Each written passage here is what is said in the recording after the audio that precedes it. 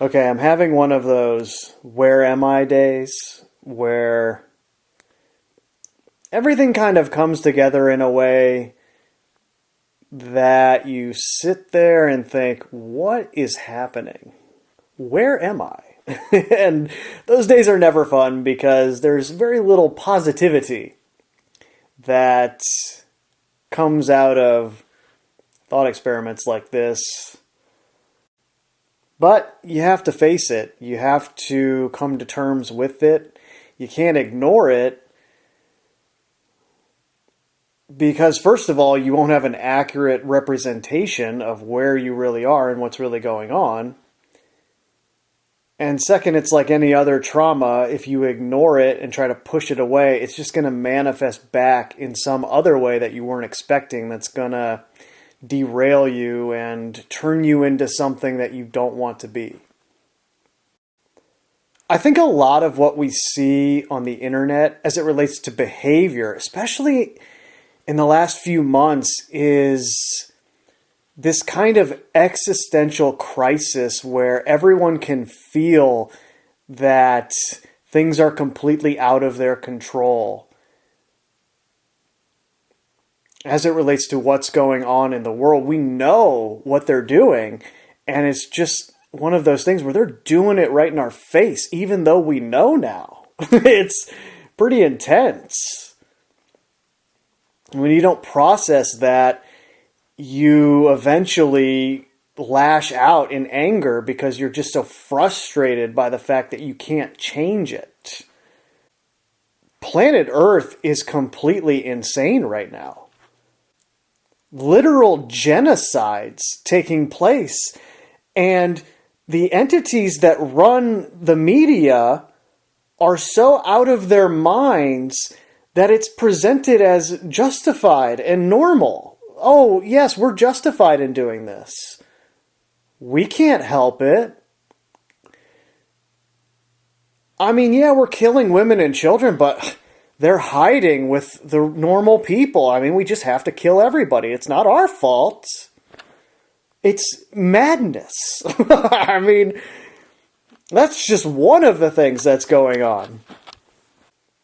You have people who might as well be brothers in Russia and Ukraine murdering each other by the hundreds of thousands now for no reason whatsoever, for reasons that only exist outside of anybody who's actually involved in the war's purview. And it's so crazy because genocide isn't even a unique thing. This happens all of the time here. The Bolshevik Revolution 100 years ago was a genocide of unbelievable proportions. Every war that's ever been is an example of a genocide. Rwanda had a genocide that was just out of control, the number of people that died in that, for no good reason, just because.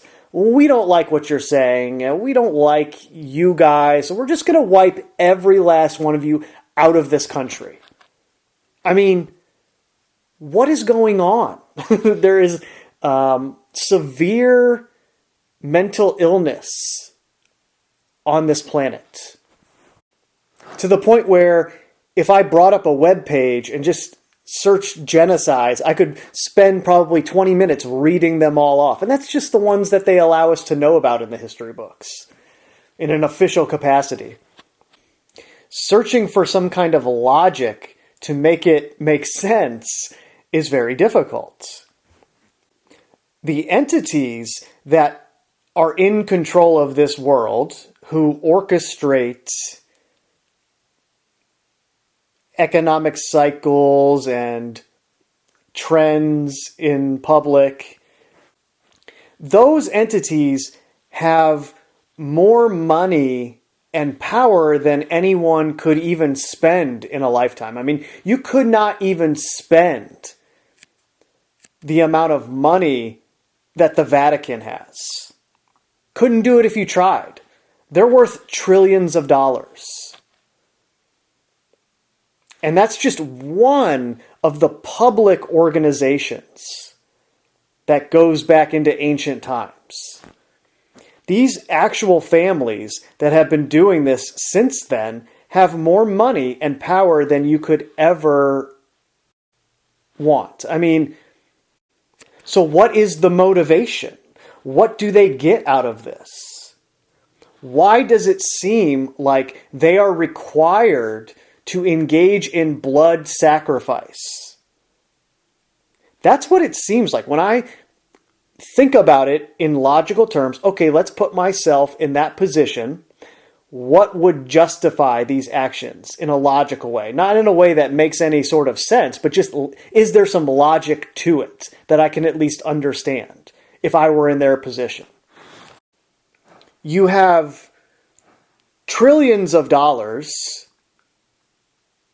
and you've always had that equivalent since the beginning. You run the printing presses. You create the money, literally.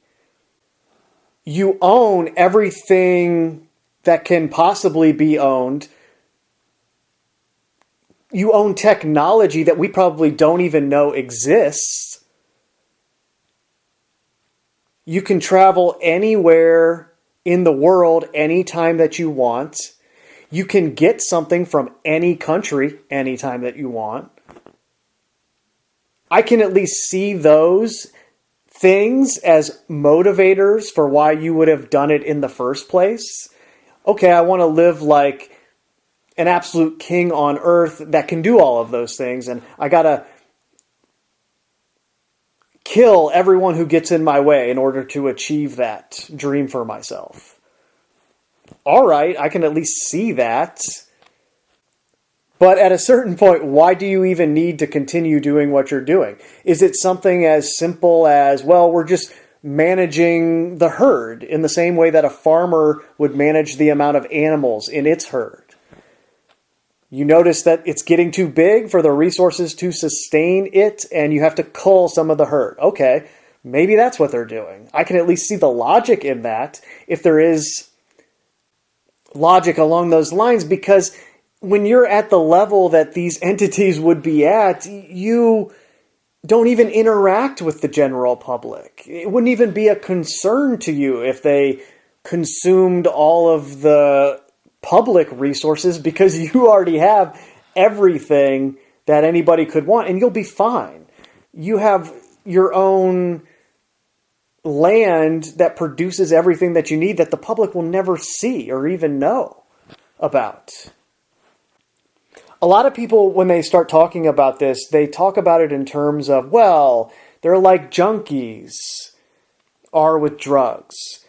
You just have to keep getting more and more of a high. Once you have a certain level of money and power, nothing excites you, and you have to keep doing crazier and crazier things. And it's like, yeah, no, I don't think that's it either. I mean, if you gave me $1 billion, I wouldn't even know what to do with myself. Obviously, I would never work again. But at the same time, I wouldn't care what anyone else is doing. First of all, I'd give most of it away to people I know, and then to the few organizations I could find that are actually doing good things in the world. And then I would take a small portion of it and just go sit on a beach somewhere for the rest of my life. I mean, it wouldn't make me more of a junkie. It would make me less of a junkie because I'd have no stress. And I wouldn't need all these copes that we have to deal with stress. I would be completely cope-free in terms of chemical substances. I'm already pretty much there now, but it wouldn't make me more of a junkie because I have all of this power and wealth now. No, there's something fundamentally off about what is going on with the people who allegedly have money and power. They're doing it for another reason than just a bigger high, chasing the dragon, as it were. There's some other explanation, and I don't know what it is.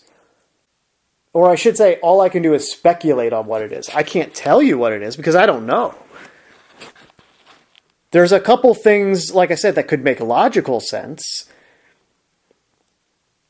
Whatever gave them the control that they have requires blood sacrifice for them to stay in their position.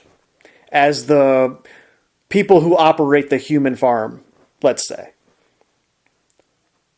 To be in that position, it is required of you to facilitate blood sacrifices. So you do your usual meddling and everything, and you make sure all the economies have a class of poor people who will be desperate, and that'll create broken homes and despair in a way that those people will do all kinds of things that will lead to various blood sacrifices on a daily basis.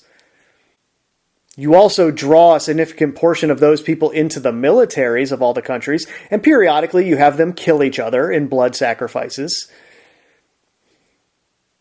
And then you have soft genocides going on all the time where you provide poison products in all of these places that people just unknowingly consume and kill themselves with, give themselves diseases, and you won't give them the treatments for these diseases that you have. You'll just let them die in another blood sacrifice.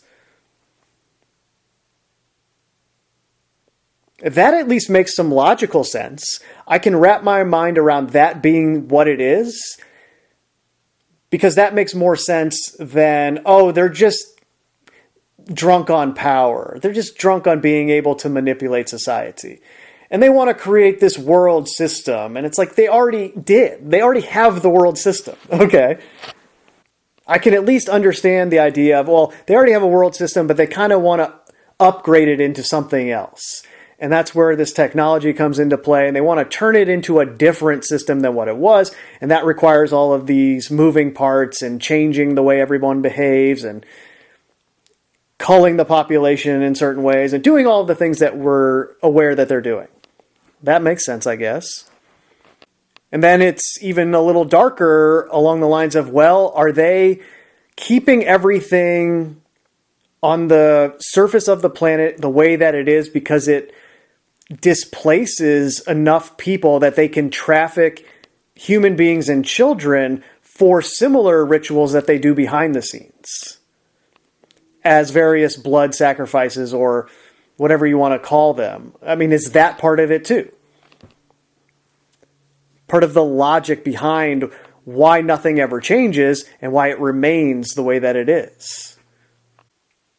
Meaning, if they removed all of the things they have in place to keep us down and keep us struggling and desperate and stressed, we would all be content and we would have these happy nuclear families and communities that all got along with each other, and we just celebrated life on a daily basis. And there would be no displaced children. There would be no displaced people that get lost through the cracks of the system, that find themselves in these trafficking rings. Is that the reason that they maintain this system? So that they can use those people for their various blood sacrifices, in addition to all the other blood sacrifices that are going on. Something is requiring blood to be spilled in this place. That's the only conclusion I can come to. It's the only thing that makes logical sense. Don't come at me with this, oh, well, that's just human nature. No, it's not. What is going on this planet is not human nature, okay? No, not at all. Human nature is what all Aboriginal and tribal natives exemplify. Now, are they perfect? Of course not. They can engage in some crazy stuff too because of the nature of the food chain. But in general, those societies maintain a balance with their environment and with the creatures that they hunt. They don't exist in a state of imbalance, and they don't create civilizations that act the way this civilization does. Even though, yes, because of the way the food chain has been altered here to exist, life consumes life, and that leads to us engaging in violence, and it makes it easier for us to engage in violence against other human beings, but that is not our true nature. That is an adaptation to the environment here. Big difference. I really hope that the Christians are correct. And this whole thing is going to go away at some point. There is going to be a rapture event that ends this thing. I hope they're right. I think it's unlikely, given where that rapture doctrine came from and how it eventually became thought of as canon in a biblical sense, but it's not really that if you do the research into it. But still, I hope something like that happens. We need some help, big time. We allow it to happen through our own choices every day, sure, but at a certain point, there's only so much that each of us can do collectively to fix a situation like this. The entities in control here have to stop doing what they're doing on their own. I mean, you guys have a serious problem. Look at how many people you're murdering. I mean, it's out of control. Constant blood sacrifice. And that's what I'm searching for. I'm searching for the logic of it so I can at least understand it. And if you came to me and said, well, it's Satan, however you want to refer to that, it requires those that it indoctrinated into its system to engage in for it. It gives them certain powers and certain technologies and abilities, and it lets them live like kings on earth, living a lifestyle that no one can even imagine, the opulence of it, the wealth, the privilege of it. They might as well be aliens living in a different civilization with what they are exposed to and see on an everyday basis. And in return, for both their souls and all of that, they have to produce sacrifices. Because through that process, they're going to bring more and more souls to Satan. I mean, I can at least understand that. That makes logical sense. The system exists as it does always because that brings more and more souls into Satan's grasp as they make compromises with the situations that they're in, and eventually they just give it to Satan. They just give up. And those are all the low-level celebrity types and news anchor types and all of the faces that we're familiar with. Those are all the people who were sucked in by it and gave themselves to it. And so they get on the television or the internet now and they tell you lie after lie after lie about what's going on in the world and don't even think twice about it. I'm not exactly sure what I'm supposed to do. Do I need to pray to God to save us? Is that going to work? I'm pretty sure there's a lot of people all over the world praying for help. In that context, it does make logical sense why Jesus came here knowing that they would kill him. Came here knowing he would be one of the blood sacrifices. And as the story goes, as Christians tell it, that sacrifice was the victory over what's going on here. Spilling his blood was Satan taking the L without even knowing it. And if that is true, I have no problem surrendering my whole being to that act of bravery. Where are we, guys? Where are we? This place is crazy. I'm in awe of it, man. What have we found ourselves in? I mean, it's just unbelievable. Wow. I'm kind of speechless now. What do you even say? How do I end this? I'm talking about some dark stuff. I'm looking for some kind of bright spot to end on, but I'm just struggling a little bit. We need some help.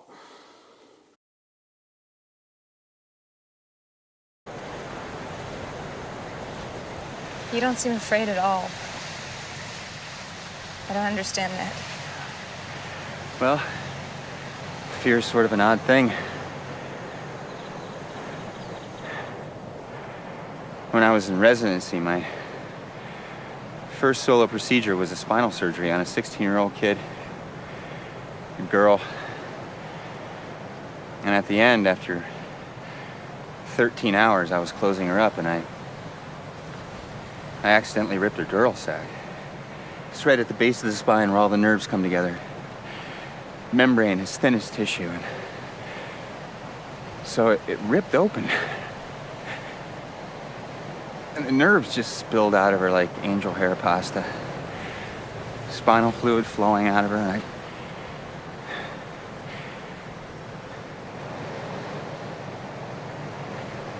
the terror was just so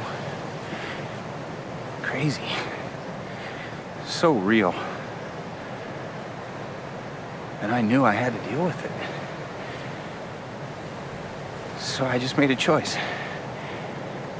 I'd let the fear in, let it take over, let it do its thing. But only for 5 seconds, that's all I was gonna give it. So I started to count. 1, 2, 3, 4, 5. And it was gone. I went back to work, sewed her up, and she was fine. If that had been me, I think I would have run for the door.